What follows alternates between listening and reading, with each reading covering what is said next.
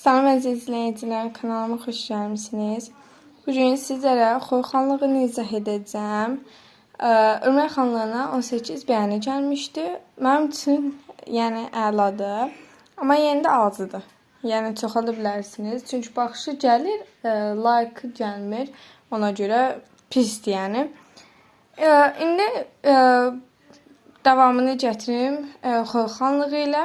Xoy xanlığından sonra digər xanlıqlar qısa bölmə olduğu üçün onların hamısını bir videoda verəcəm. Lakin o videoda keçmək üçün yenə buna ən azı 20 like gəlməlidir. Yəni 18-19 olmaz. Yəni çoxaltmaz, 20 olmalıdır.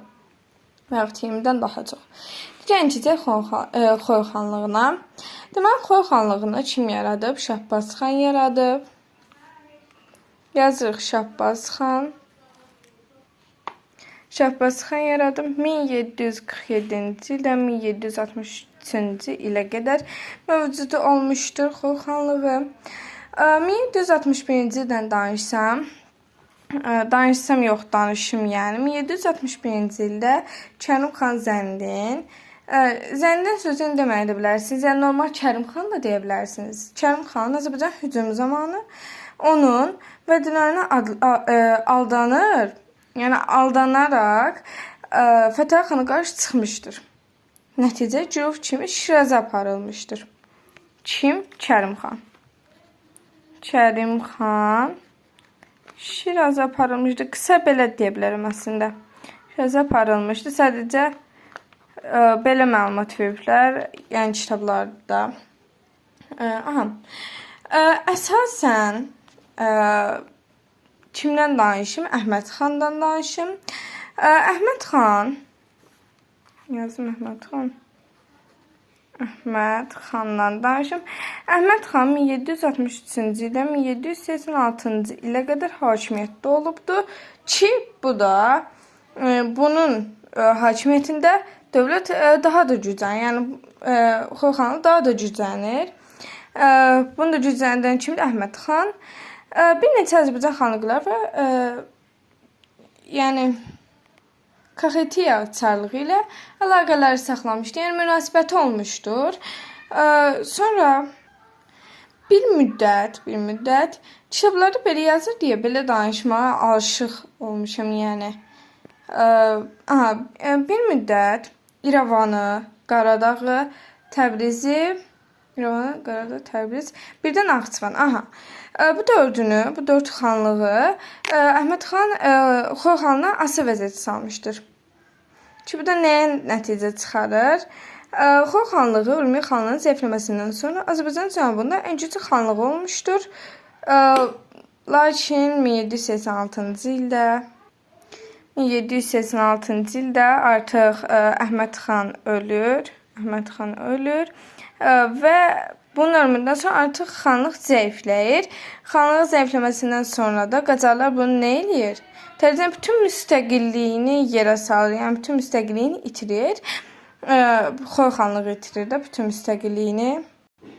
Bu video 3 dəqiqəlik, 4 dəqiqəlik olmaz deyə. Yəni bu artıq sondur. Elə bu da bununla Xoy xanlığı qurtardı. Qısa bir şeydir. Öncə Xoy xanlığı bir Xonxay Allah dilim dolaşdı. Xoy xanlığına və Təbriz xanlığını izah edim. Sonra Ərdəbili, Qaradağı, Maku, Sərav, Marağa, Zəncən. Bunlar da digər videoda hamısını biləcək. Sadəcə əgər video az olsa, ola bilsin Ərdəbil xanlığını da izah etdim, amma indi keçək Təbriz xanlığına. Çalışıram tez-tez danışmam, həm də ki başa düşərsiniz. Hətta mən sizə Xoy xanlığına dedim ki, 20 like gəlsin. Əgər buna 20 like gəlsə, deməli mən Təbriz xanlığını izah edirəm. Çünki nə bilim Təbriz xanlığına da bir 15 like, 20 like, yəni verərsiz də. Ən azı 50 like olsun bu videoya əsasən xahiş edirəm. Mən əslən sizə yalvarmalı deyiləm. Çünki bu video izləyib də siz bundan nə nəticə çıxarsınız, yəni bir şey öyrənsiniz. Mən itirmirəm, siz itirirsiniz. Bir şey öyrənsiniz. Əgər baxmasanız, izləməsəniz, yəni öyrən bilməzsiniz də. Bu da ki pis yola gətirir. Onun üçün yəni izləyib, əgər faydalı olursa, like atıb abunə olmağı yaddan çıxartmayaq. Əmir Aslan xan yaradıbdır Təbriz xanlığını 1747-ci ildə. nə deyə bilərəm? Əmir Arslan xan haqqında biraz danışım. Yazmadan danışacağım, amma yəni danışıram da, yəni. Deməli, Əmir Arslan xandan danışsaq, deyək ki, müstəqil dövlət yaratmaq üçün siyasət yürütmüşdü. Hər də yürüdürdü. Yəni Ərdəbil və Qaradağ, indiki dövrə qədər yox, həmin vaxtda da hələ də yürüdürdü. Ərdəbil və Qaradağ xanlıqlarını özünə tabe etmişdir. Ki, bunlarda danışacağım digər videolarda. Ərdəbildə, Qaradağ, Maku, Sərab, Marağa və s. Yəni hamısını danışacağım. Danışım. Azərbaycan Şimal xanlıqları tabe etməyə uğursuz cəhd göstərmişdi. Urmiya xanının asılı vəziyyətə düşmüşdü. Əmir Arslan xan əgər düşmüşdüsə, deməli dövlət zəifləmişdi həmin vaxtda. Urmiya xanının asılı vəziyyətə düşüb. Asılı vəziyyətə düşüb yazım. Xana asılı vəziyyətə düşüb.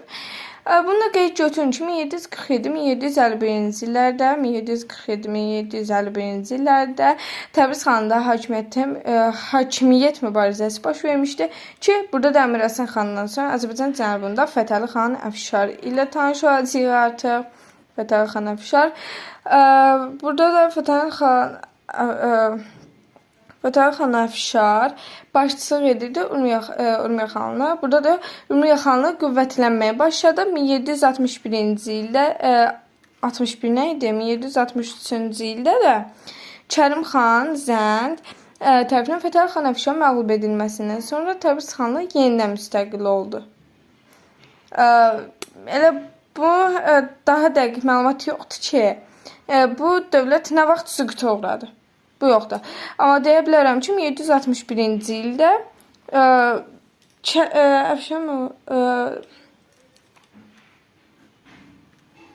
yazdım, beynim qarışır çünki Əfşar məğlub edildi. Kim məğlub etmişdi? Zənd tərəfindən Fətəli xan Əfşar məğlub edildi. Fətəli xan Əfşar məğlub edildi. Bu məğlub edilməsindən sonra Təbriz xanlığı müstəqil oldu. Yenidən müstəqil oldu. Yenidən sözünə diqqət et. Məsələn, Azərbaycanda zətədir. Yəni, yenidən sözünə mütləq diqqət edin ki, bu imtihanda düşə bilər.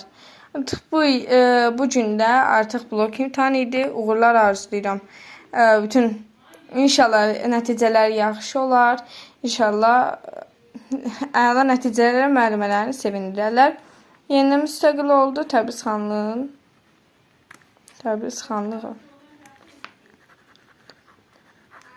Müstəqil oldu. Elə bu qədər. Bir Xoy xanlığını izah etdim. Bir də Təbriz xanlığını.